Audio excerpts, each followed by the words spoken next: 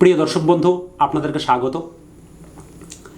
প্রায় 2-3 বছর ধরে একটি বিষয় সবার সামনে উপস্থাপিত হয়েছে, সবাই জানি কম বেশি, এবং সেখান থেকে বারবার করে একটি প্রশ্নের আমরা সম্মুখীন হয়েছি। আদতে আমরা ন্যায় বিচার পেলাম কি না, কতটা আমরা সুবিচার পেলাম, কতটা আমরা বঞ্চিত হলাম, এ সমস্ত চর্চা অনেক দিন ধরে, অনেক দুঃখদায়ক কষ্টদায়ক চর্চা বিভিন্ন মহলে, বিভিন্ন জায়গায়, বিভিন্ন সব জায়গাতে এসব হয়েছে।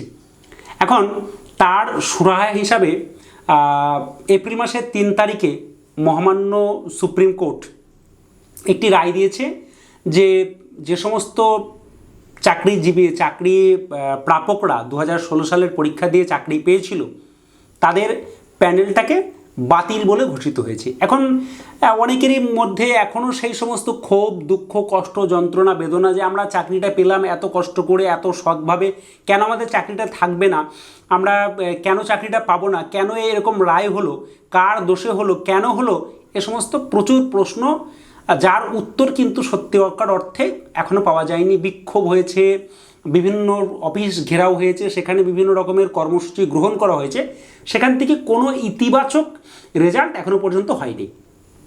17 এপ্রিল রাজ্য সরকারের করা রিভিউ পিটিশন অনুযায়ী সেখানে সুপ্রিম কোর্ট একটি বিবেচনা করে যে 31 ডিসেম্বর পর্যন্ত শুধুমাত্র শিক্ষক শিক্ষিকারা উল্লিখিত পদে বহাল থাকতে পারবে।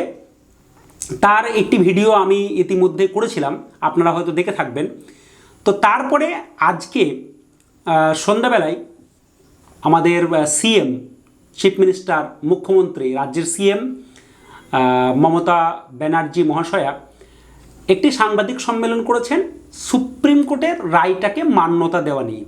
যে সুপ্রিম কোর্ট যে রায়টা দিয়েছে, মহামান্য সুপ্রিম কোর্ট যে রায়টা দিয়েছে, সেই রায়টা আমরা কিভাবে মানতে পারি, কিভাবে সুপ্রিম কোর্টের রায়টা ঠিকঠাকভাবে পালন করে আবারও টিচারদেরকে আমরা পুনর্বহাল করতে পারবো, তারই একটি সাংবাদিক সম্মেলন আজকে সন্ধ্যাবেলায় বিকেল 5টায় অনুষ্ঠিত হয়েছিল সাংবাদিক সম্মেলনটি।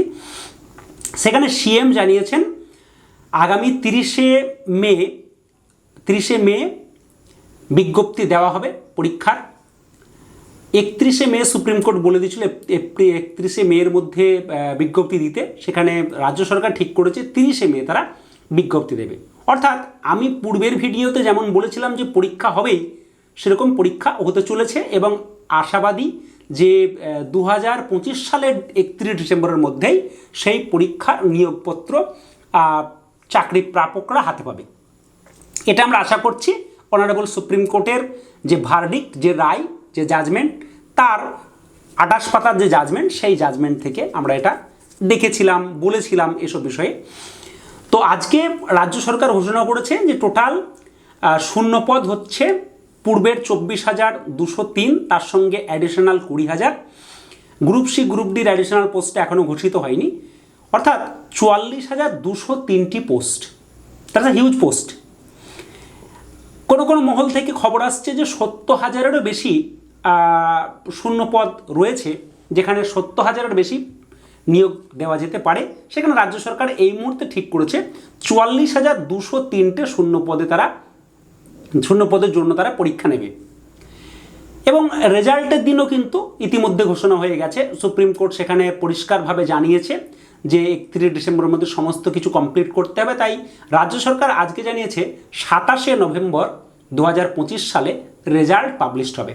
অর্থাৎ আমরা ধরে নিতে পারি যদি 1 মাস খাতা দেখা বা 1.5 মাস খাতা দেখার সময় লাগতে পারে, তাহলে 1 মাস বা 1.5 মাস পিছিয়ে আসলে আমরা সেপ্টেম্বর আর ঠিক শেষের দিকে অথবা অক্টোবরের প্রথম দিকে আমরা ধরে নিলাম পরীক্ষা হবে। সেপ্টেম্বর, আমি ধরছি পজিটিভলি সেপ্টেম্বরে পরীক্ষা হবে। অর্থাৎ যদি সেপ্টেম্বরে পরীক্ষা হয়, তাহলে জুন, জুলাই, অগাস্ট, এই 3টি মাস, 90টা দিন আমাদের হাতে রয়েছে, যারা আমরা পরীক্ষা দিতে চলেছি। এখন আবারও প্রশ্ন যে এটা কি ন্যায় বিচার হলো, এটা কি ঠিক হলো? চাকরি যারা হারিয়েছে তারাও পরীক্ষায় বসবে, নতুনরাও পরীক্ষায় বসবে, এটা একদমই বেমানান। একদমই আমি বলবো যে আপনারা প্লিজ একটা সমাধান যেটা হচ্ছে সেটা কখনো কখনো আমাদেরকে মেনে নিতে হয়। যারা মহান মনীষী তারা কি বলছেন যে যখন তুমি দেখছো যে তোমার জীবনে বিভিন্ন রকম প্রচুর সমস্যায় তুমি জর্জরিত, তখন একটা দুটো সমস্যাকে তুমি কাটিয়ে যাও, কাটিয়ে সামনের দিকে কিপ মুভিং ফরওয়ার্ড। আমি একটা ছোট্ট উদাহরণ বলবো, ছোট্ট উদাহরণের পরে আপনারা ঠিক করবেন যে আপনারা কি করবেন। আমি যে উদাহরণটা দেব সেটি আপনাদের মতোই পরিবার থেকে উঠে আসা একটি ছেলে। সে বর্তমানে হলদিয়া এসডিওতে posted.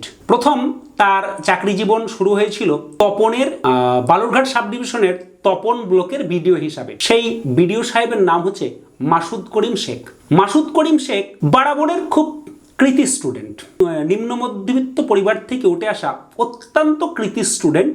Masud Karim Sheikh all India আইআইটিতে 12 rank করেছিল। মুম্বাই আইআইটিতে তার পড়াশোনা শেষ করে সে যখন জেআরএফ পাওয়ার পরেও বিদেশ যায়নি, বিদেশ যাওয়ার কথা বাদ দিয়ে তার হঠাৎ করে মনে হলো যে সিভিল সার্ভিস দিতে হবে। সিভিল সার্ভিস দেওয়ার সময় সেবারের প্রথমবার তার সিভিল সার্ভিস দেওয়ার পূর্বেই সে বিয়ে করে নেয়। মাসুদ করিম শেখের কাছে কিন্তু that was a very difficult and tough time. Masud Karim Sheikh সিদ্ধান্ত নেয় যে তাকে এবারের বিসিএস পেতেই হবে। তো সে কি করে, সে 6টি মাস কোনো রকম বন্ধু বান্ধব আত্মীয় স্বজন পরিবারবর্গ যারা যা ছিল সব জায়গা থেকে সে নিজেকে গুটিয়ে নেয়। সোশ্যাল মিডিয়া সে সম্পূর্ণ অফ করে দেয়। অফ করে দেওয়ার পরে তার জ্যাঠামশাইয়ের একটি ঘর, যেটা পুরনো ঘর, দোতলার উপরে পরিত্যক্ত বলা চলে, সেই পরিত্যক্ত ঘরে তার পড়াশোনা শুরু হয়। পড়াশোনা শুরু করার পরে প্রথমবারের বিসিএসে মাসুদ করিম শেখ অভাবনীয় ফলাফল করে। ওয়েস্ট বেঙ্গল সিভিল সার্ভিসে সে টপার, অর্থাৎ 1 থেকে 20-র মধ্যে সে র্যাঙ্ক করে এবং সরাসরি বিডিও হিসাবে সে সিভিল সার্ভিসে যোগদান করে। প্রথম পোস্টিং তার বালুরঘাট সাব ডিভিশনের তপন ব্লক। সেখান থেকে সে এখন মেদিনীপুরের হলদিয়ার সাব ডিভিশনের এসডিও অফিসে কর্মরত। আমি এই ছোট্ট উদাহরণ থেকে আপনাদেরকে বলতে চাই যে আপনারা যারা ভাবছেন যে আপনারা আর কিছু পারবেন না, আপনাদের অনেকেরই বয়স পেরিয়ে গেছে, পড়াশোনার সঙ্গে অনেক দিন ডিটাচড হয়ে আছেন, পড়াশোনা আর হবে না বললেই চলে, বিভিন্ন খারাপ পরিস্থিতির মধ্যে যাচ্ছেন, পরিবার পরিজন আছে, আত্মীয় স্বজন আছে, আপনারা বিবাহিত, সংসার জীবন, সংসার ধর্ম পালন করতে করতে ক্লান্ত হয়ে পড়েছেন, সব কিছু মেনে নিলাম, এভরিথিং মেনে নিলাম, কিন্তু আপনাকে তো ফাইট ব্যাক করতেই হবে। আর এই ফাইট ব্যাক করার জন্য আপনার হাতে পড়ে রয়েছে মাত্র 3টি মাস 90টা দিন। এখন আপনি 44,203টি পোস্টের মধ্যে একটি পোস্ট আপনাকে সিকিউর করতে হবে। দিস ইজ দ্য ফান্ডা। এখন আপনি এটা মানবেন কি মানবেন না সেটা আপনার বিষয়, সম্পূর্ণ আপনার চয়েস। আমি as a motivator, as an instructor, as an inspirer এবং আপনাদের দাদা, ভাই, বন্ধু, সহকর্মী এবং স্যার হিসাবে এটুকু আমি সবাইকে বলবো, একটা বার যা হবার হয়েছে, অনেক ঘাত প্রতিঘাতের মধ্যে দিয়ে আপনারা গেছেন, খুবই কষ্ট হয়েছে আপনাদের। আমার অনেক ছাত্র, অনেক সহকর্মী যাদের সঙ্গে আমি দীর্ঘদিন ধরে চাকরি করে এসেছি, তারা চাকরি হারিয়েছেন, খুবই কষ্ট হয়েছে তাদের জন্য। তার একটি ভিডিও আমি ইতিমধ্যে করে তাদের জন্য তাদের কথা বলেছি। তো আজকে আমি যে বার্তাটা, যে কথাটা বলতে এসেছি, যে আপনারা প্লিজ এই ঘাত প্রতিঘাত যা জীবনে এসছে, সহ্য করেছেন, প্রচণ্ড কষ্ট গেছে, মেন্টাল ট্রমার মধ্যে আছেন, প্লিজ আরেকটিবার এই 3টি মাস আপনারা একবার ফাইট ব্যাক করুন, একবার ট্রাই করুন এবং ট্রাই করে একটি পোস্ট সিকিউর করুন। হোপ সব কিছু ভালো হবে। আমরা সেই এই ইংরাজির বিখ্যাত প্রবাদ all's well that ends well, যার শেষ ভালো তার সব ভালো, অর্থাৎ আমরা শেষটা ভালো করব। আমরা ধরেই নিলাম যে আমাদের সঙ্গে প্রচুর রকমের অন্যায় হয়েছে, সমস্ত রকমের শিকার আমরা, রাজনৈতিক বলুন, যাবতীয় সব কিছু শিকার। তারপরেও আমি বলবো যে আপনারা প্লিজ প্লিজ প্লিজ চেষ্টা করুন। আর এই প্রসঙ্গে আরও একটি কথা বলে রাখি, আমি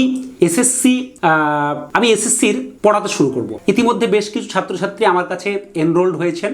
আর আপনারা যারা আমার কাছে পড়তে চান বা ভাবছেন যে গাইডেন্স নেবেন, তারা আমার স্ক্রিনে দেওয়া নাম্বারে হোয়াটসঅ্যাপ করবেন বা আমাকে কল করবেন।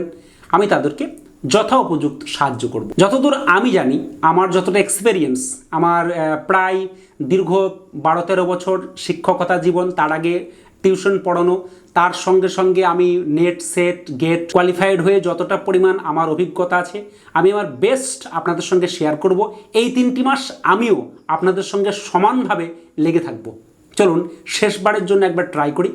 সবাইকেই বলবো যে আপনারা প্লিজ একটু সামান্য এই 3টি মাস সব কিছু থেকে নিজেদেরকে সরিয়ে রেখে একটু পড়াশোনায় মন দিন। নতুন করে বলার কিছু নেই, আপনারা সবটাই জানেন। তবুও শুধু একটা কথা বলবো, সব কিছু জেনেও আমরা অনেক সময় অ্যাক্টিভিটিতে আমরা মন দিই না। আমরা সবসময় গুজবে মন দিতে ভালোবাসি, কান দিতে ভালোবাসি, আমরা ফোন ঘাঁটতে ভালোবাসি।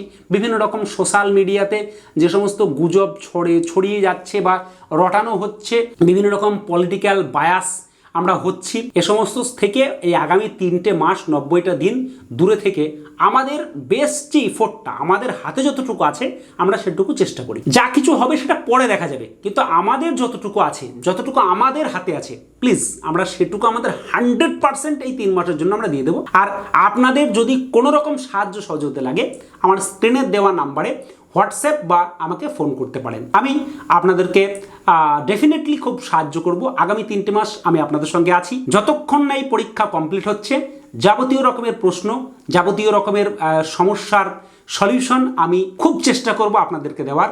আর ইংরেজি বিষয়ে যারা পড়তে চাইছেন, যারা গাইডেন্স নিতে চাইছেন, তারা আমার নাম্বারে যোগাযোগ করতে পারবেন। আমার নাম্বারটা আমি স্ক্রিনে দিয়ে দেবো, স্ক্রিনে শেয়ার করব। সেই নাম্বার আপনারা হোয়াটসঅ্যাপ বা কল করতে পারেন। আবারও একটি কথা বলবো যে hope for the best, this is the last chance, this is the golden opportunity. আপনার কাছে একদম একটা সুবর্ণ সুযোগ, এই সুবর্ণ সুযোগ আপনাকে নিতেই হবে।